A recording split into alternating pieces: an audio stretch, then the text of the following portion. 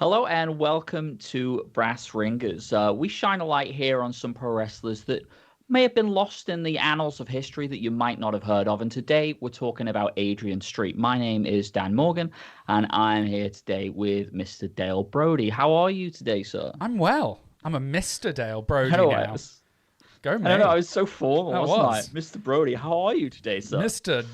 Dale Brody here with Mr. Daniel Kevin Morgan. Good day to you, sir. I'm doing well. I'm on a very tall stool right now because I've changed the camera setup and I don't know if it's working or not. But I had to get off my computer chair, so I'm now on a stool, so I feel slouchy. And I can't sit up properly because if I sit up properly, I'm like this. I'm missing the top half of my head. So, Well, you know. I definitely see less nostril than I'm used to seeing from you on the on the stream. Which is ideal. Let's Yeah. let's be honest. But I'm doing good. It's been a good week. I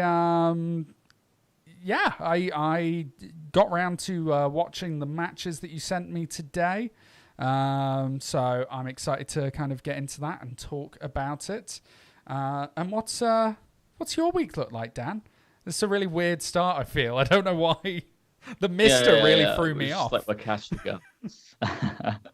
Well, let's move into our wrestler this week. We're talking about Adrian Street. Had you heard much about Adrian Street before I suggested we do him for this? So I knew the name, and he'd actually the Resistance Gallery, which is where I do photography for Pro Wrestling Eve.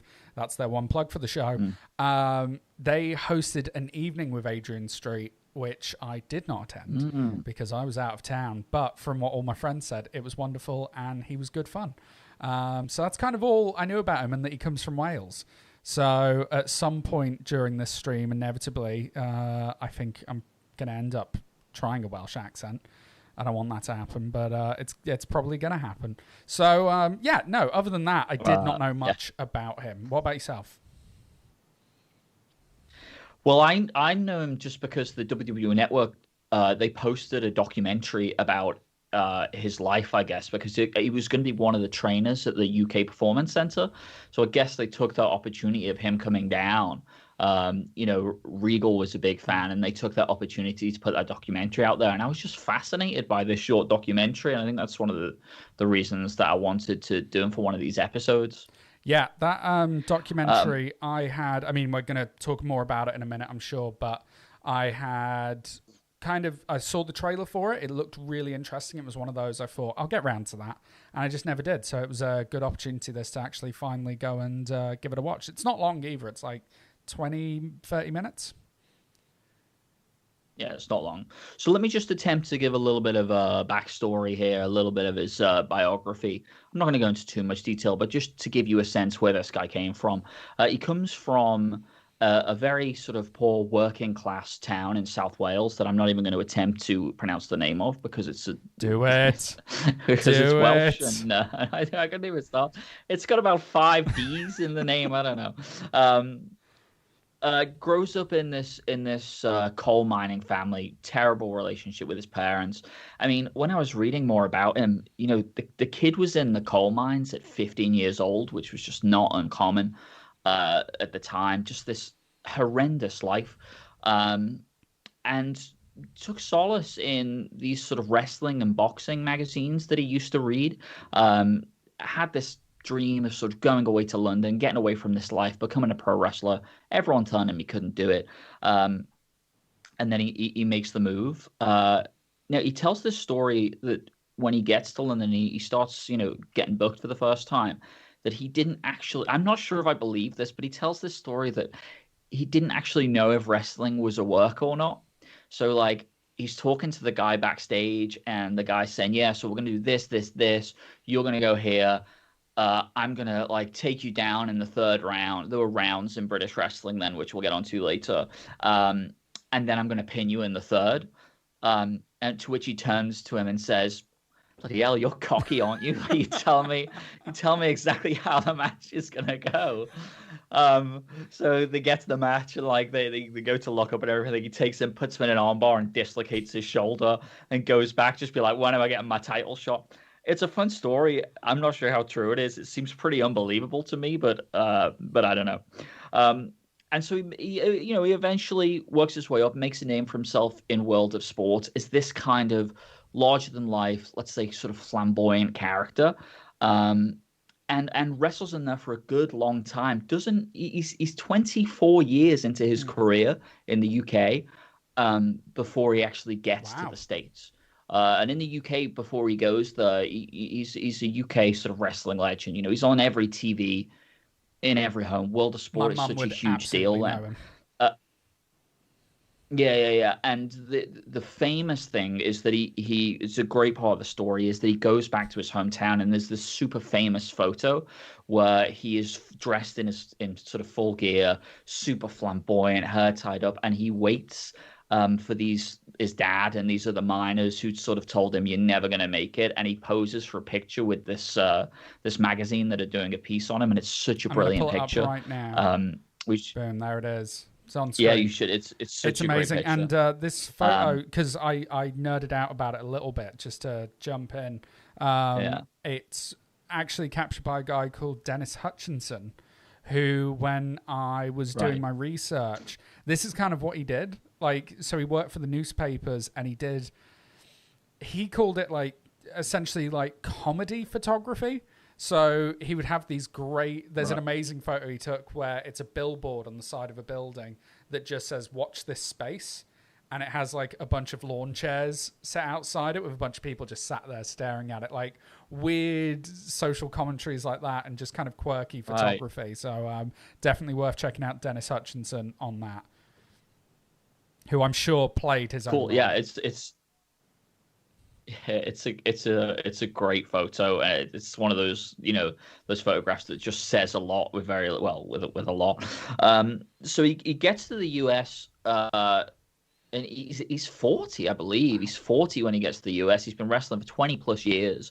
And again, he's told you're too small. You're like, if you're too small for the UK, you're too small for the US. You're too old as well now. But by this stage, he's really sort of fostered this gimmick that is unlike anything else that's going on at the time.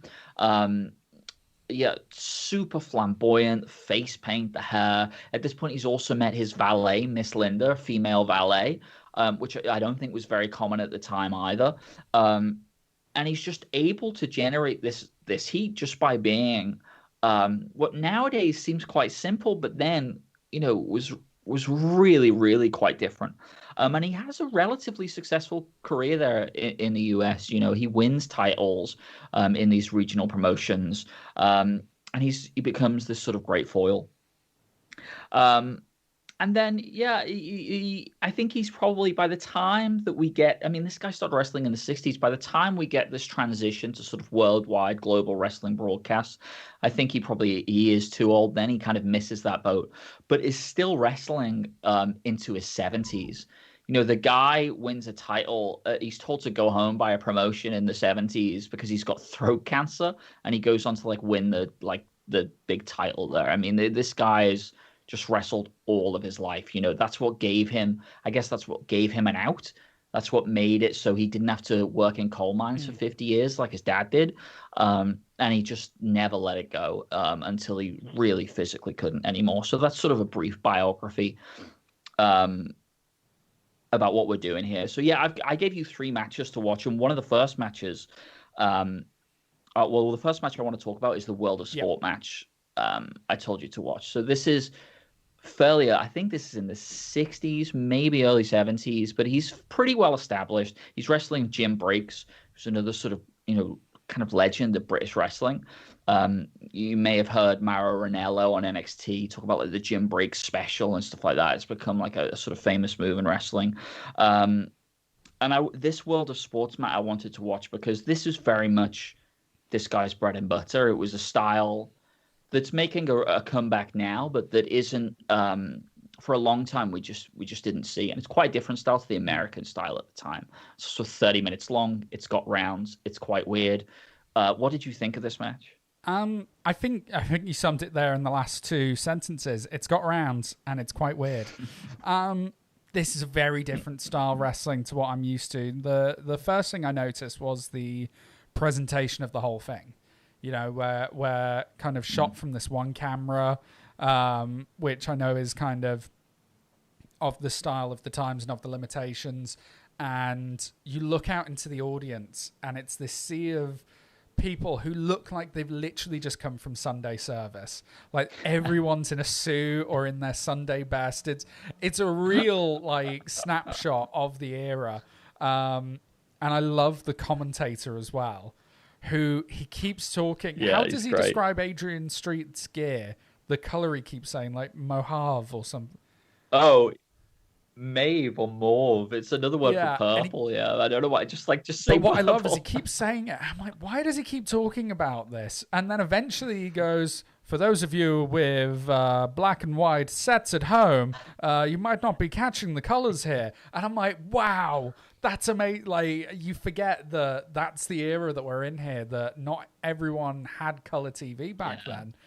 So it's amazing to see. But as far as the actual match goes, the thing is, I think it really was all about the final 2 rounds. That's all it's about. Yeah. It feels like the end of this match kind of comes out of nowhere. It's just a lot of like lockups and reversals, and you know, you see a lot of things from modern kind of NXT stars, especially like the NXT UK guys. A lot of the moves they're doing, like the handstands out of headlocks and the kind of really innovative. Well, that's a word I just can't say today. The really interesting reversals, and you know, that's amazing what they're doing there, like for the time. But it's all about kind of just getting to that end point, and there doesn't seem to be like a big crescendo. It just seems to happen. One thing that I think wrestling's really benefited from in the last 20 years, I want to say, because it's not been long that they've been doing this, is tap outs for submission holds. Because at one point Jim Breaks just locks in a submission and the ref's like, he's hit it. He's done it.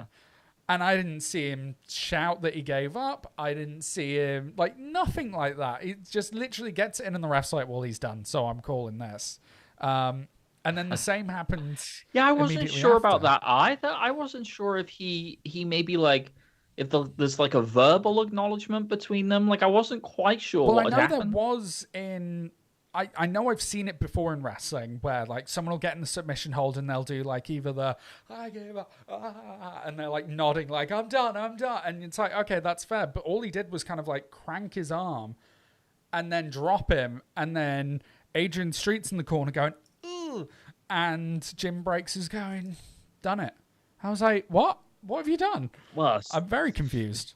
Jim Breaks specialist. It was the Jim Breaks special, which did you Google Jim Breaks after this?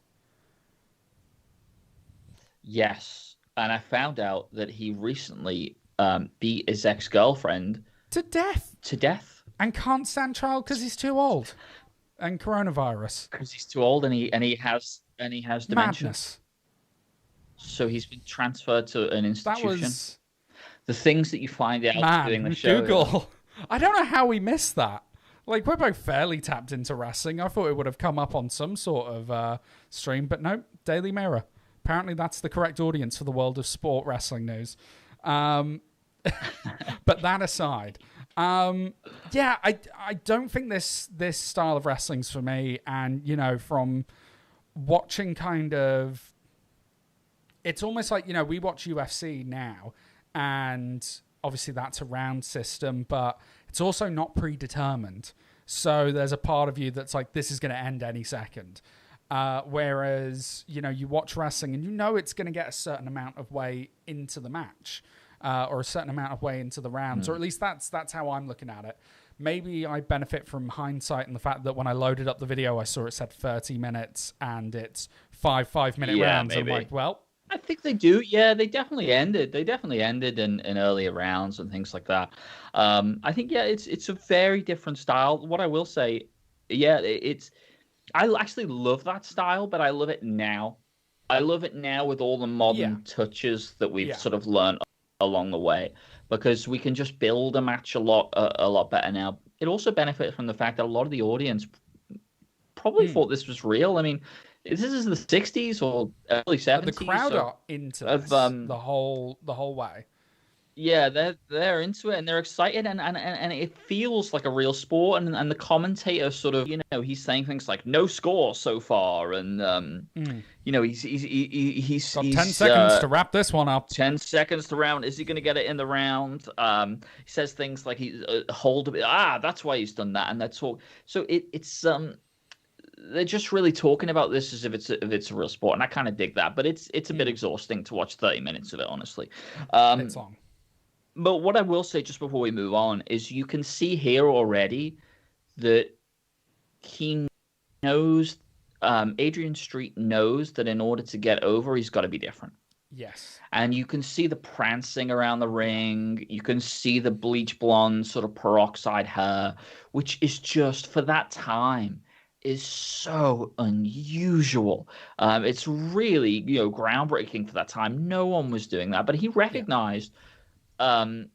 he recognized that in order to get over, he needed to be different. Yeah, and we're not quite in the full Adrian Street at this point. Like, no, at this we're point, not. It's more like aristocratic flamboyancy. So, he's got kind of the Ric Flair robes, but with the William Regal fluffs around it. And we're not quite at that full...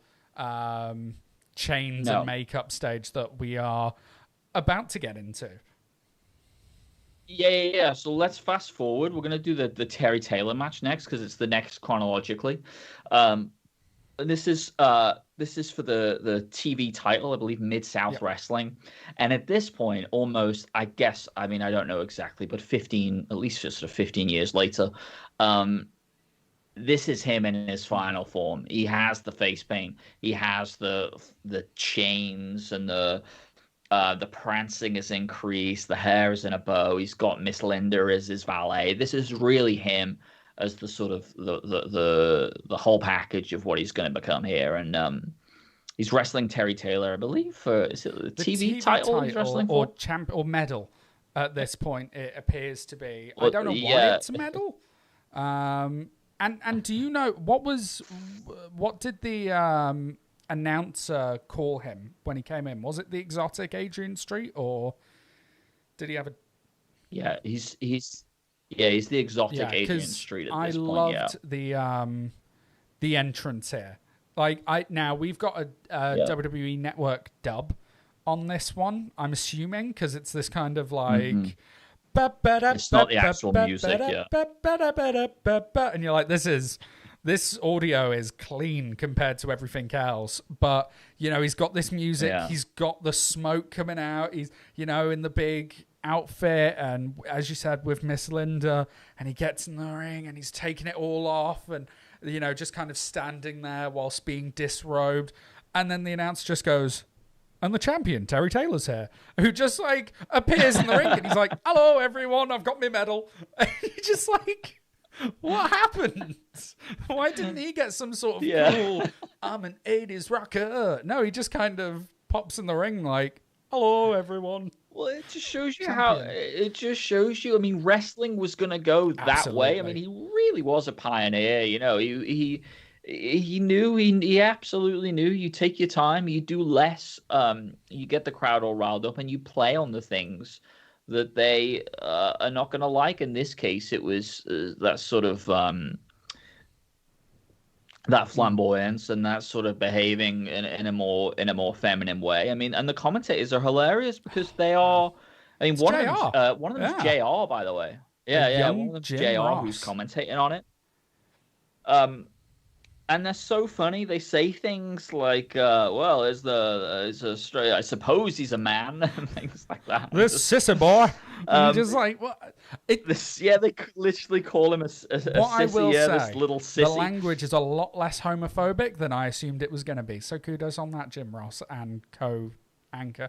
The whole time throughout this, I was expecting, because when you watch the documentary, they're very like.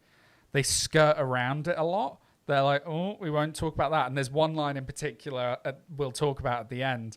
But they skirt around it a lot in the documentary. And I was like, oh, I'm going to turn this on. And because, Mid-South, they've got these flags in the back. They've got Confederate flags hanging in the background.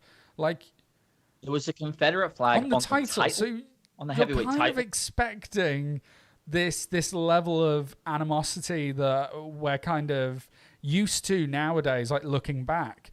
But it's not there. Like, it's an undercurrent, definitely. And you can tell that the commentators probably want to say something worse. But for the most part, the language was a lot more savory than I assumed it was going to be, except for the one line at the end, which is my favorite, which we'll get to.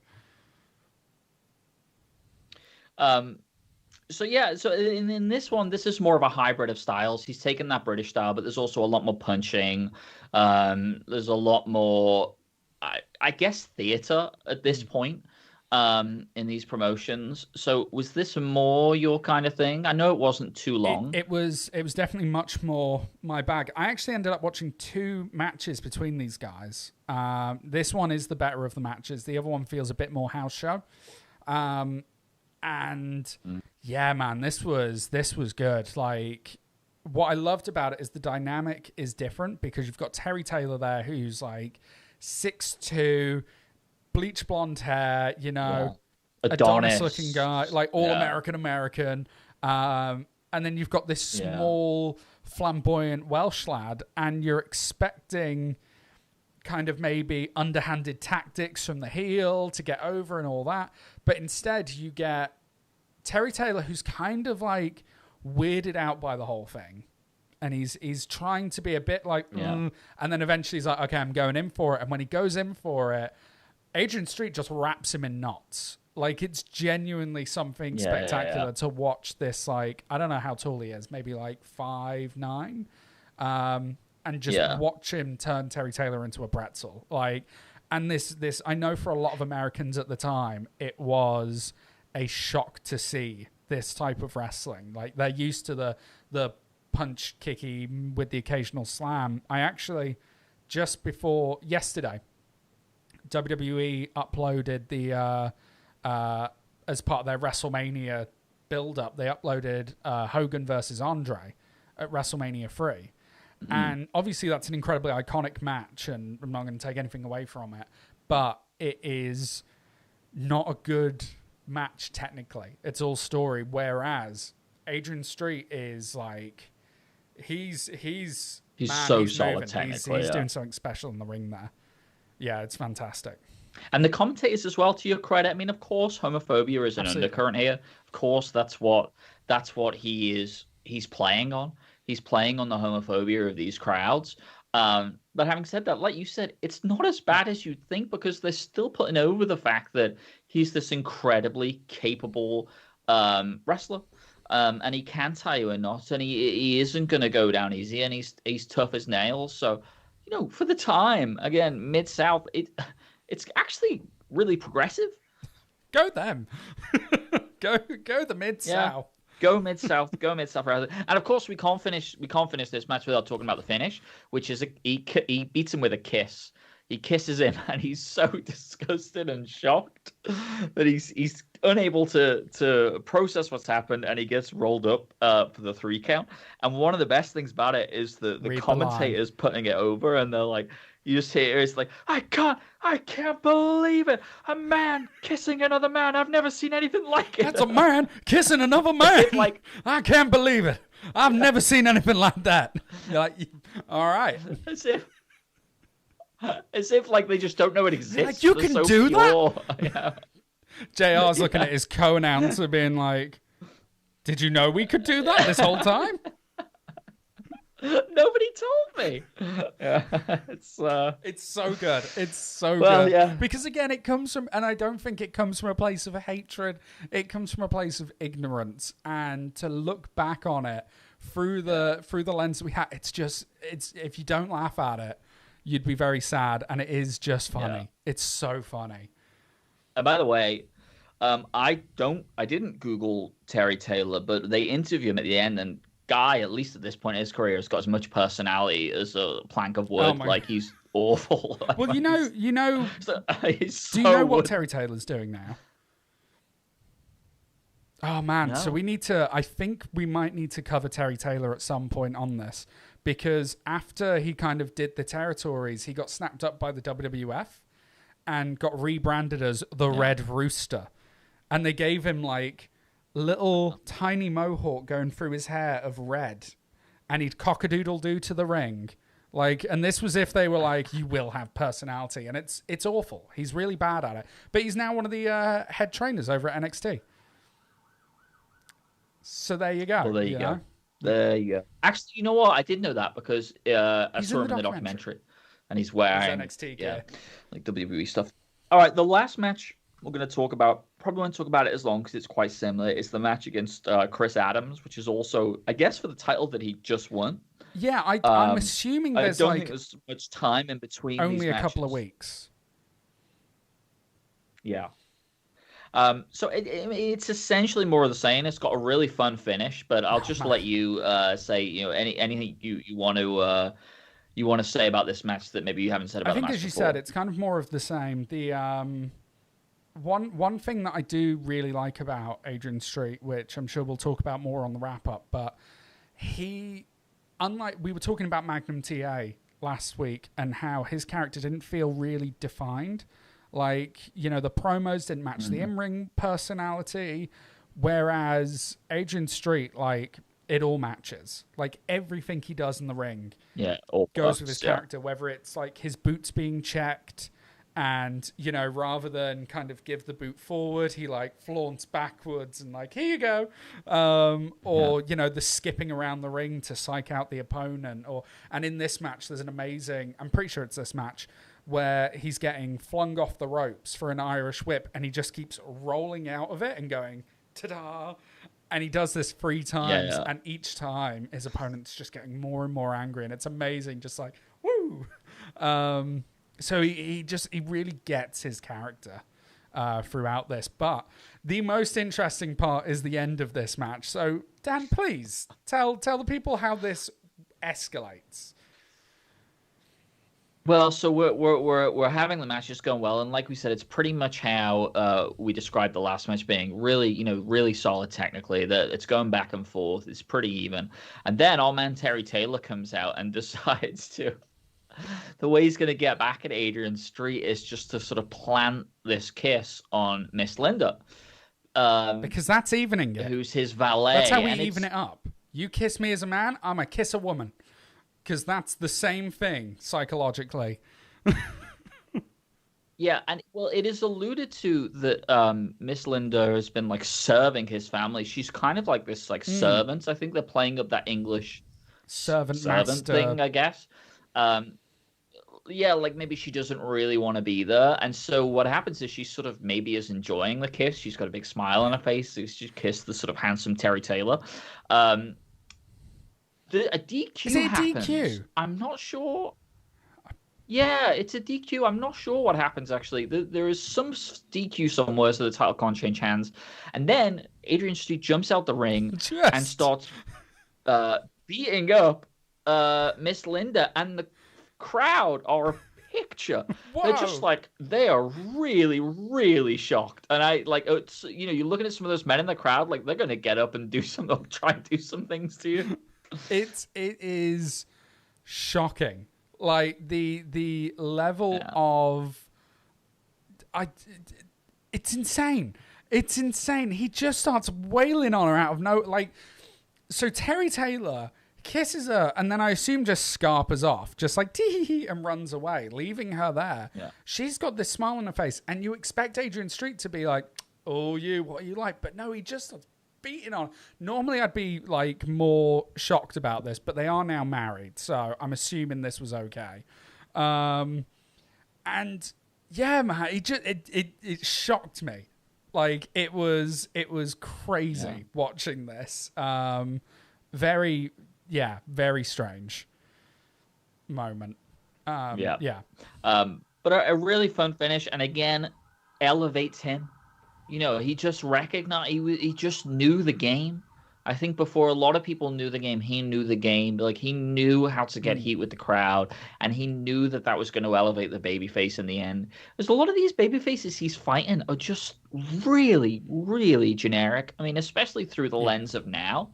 Um, a lot of these baby faces were quite generic, and he knows how to get the best out of them, and he knows that the crowd hit him, then they're going to be rooting for the other guy, and I think he just knew that really early Yeah. on in his career. Yeah, no, he definitely gets the psychology Um, of that. yeah. So there is the documentary that they put on the network. As we say, it's only 20 minutes. Is there any thoughts you have about that? Yeah. So one thing that I found out through this documentary was that famous photo, something I wanted to bring up earlier, was used as an album cover for Black Box Recorder, which is a band I hadn't heard of before. Had you heard of them?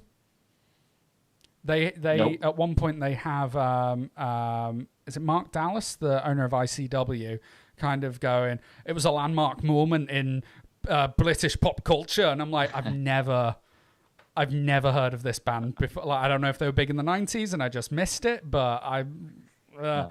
but Yeah, probably. as I listened to the album today while doing some graphics, and came across the song Child Psychology, which I had heard before. Have you ever heard of this song? It's amazing. No. It has the lyric in it. Life is unfair. Kill yourself or get over it. Which I'm like, wow, that's a lot. That's an intense. So I'd say it's worth giving a listen to, that album. It's good fun. But as far as the rest of the documentary goes, I think it's a really good watch. It's kind of generic in terms of the WWE documentary style. I think they now have the way they make documentaries, and that would be a complaint, except for I really enjoy the way they make documentaries. So I love it. Yeah. Definitely worth Yeah, going they're and really giving solid. a watch. Yeah. Yeah. Yeah, I concur. That's what made me want to do this in the first place. Just sort of really highlights all the points that we've highlighted of what made this guy an intriguing performer back then, and why people are still talking about him now. So let's just wrap up here then. A few final One thing thoughts. I do want to jump in for before guess- we just get to the final thoughts. Yeah. When I was doing, I did a tad bit of my own research on Adrian Street, and you cannot understate the impact of World of Sport in British culture at that time, and especially the absolutely impact not, he no. had. Like, you look at glam rock that came very shortly after he started doing his shtick, and a lot of the people in glam rock, you can see the influence. Mark Bolan from T-Rex even stated as much, that Adrian Street was a massive influence on the way they did it. People have alluded to the fact that Bowie's Ziggy Stardust is very similar to what Adrian Street was doing. So, his whole kind of character really did transcend what was going on in the UK at the time. Maybe not so much in the US directly, but definitely got there in the end, which I think was pretty amazing. Yeah, absolutely. Yeah, I mean, I didn't. Yeah, I sort of thought, actually, when I was thinking about it and watching these things, I was sort of thinking it was the other way around. I was like, oh, he was inspired by glam rock, but I guess if he started in the 60s, he's wrestling into the 70s. It's, there's kind of a feedback loop there, isn't there? And I'm sure I'm sure by the time he got to his final form, he was inspired by them, and the other way around. So, just a couple of final thoughts that I want to say. I think one of the things that I think he did as well, and why I think I'm happy that we did this, is it's such a great lesson in like any kind of show business, but what he understood was mystery. There's a great line in the documentary where he says that people always asked him what his sexuality was, and he'd never tell them. He'd never say one way or the other. because if you then they'll stop asking, right? Then they're not talking about you anymore, and that's just true of so many different things in life. It's true of anything you do, any kind of art. That is true. You never want to give them the answer. You never want to let people get a beat on you, because as soon as you do, they stop being interested in you. And he understood that from such an early part in his career. And I think that's definitely the reason for his longevity. I mean, not to speculate on the men's sexuality, but one of the things that I saw, I thought was interestingly worded in a write-up that I saw on him, was that it said that Miss Linda became his best friend and then his wife. And I just thought that was interestingly worded. So I don't know, maybe he is, maybe he isn't, but we'll never know. And that's a good thing, because it meant that people were just talking about him for all of that time. And also, it's just so inspiring that he came from that kind of life. And, to think of his dad in the mines for 50 plus years every day, just the hardest kind of life. And to know that he used wrestling to get out of that, and got to, run around in these outfits and in front of crowds, people cheering, booing, whatever. Like, it's just a real feel good story. Yeah, it's and you look at the time that he comes from, and in the documentary and a few other interviews I've seen with him, he talks about his dad and how his dad was a prisoner of war in Japan until Adrian Street was the age of 5. And when he came home, he wasn't the war hero he was expecting. He didn't feel kind of the love from his dad, which is something I think a lot of people of his generation really felt and really went through. And from that, it created this kind of ambition to do more, to reach further, to kind of become more, which is really to be commended. Quite frankly, it's such an amazing story, and coming out of a small town in Wales, and we've both been to Wales. It's a lovely place, but I imagine back in the day where kind of you're talking about the mining communities and things like that, it can feel very small. And for us, we both come from a pretty small town up north, and in some respects, you do kind of get that wanderlust to want to do more, to kind of get away from it. And nowadays, we've got more options for that, whereas back then, not so much. So it's amazing to kind of see how someone is able to kind of fight through the limitations that are put in front of them, and really make a name of themselves. Yeah. And just before we wrap up, you promised right at the start of this show that we were going to hear your Welsh accent, and I don't believe that we got the. I can't do a Welsh. What's my? Maybe if you in his famous catchphrase was what was it? Imagine what I could do to you. So maybe if we hear that in Welsh, that'd be great.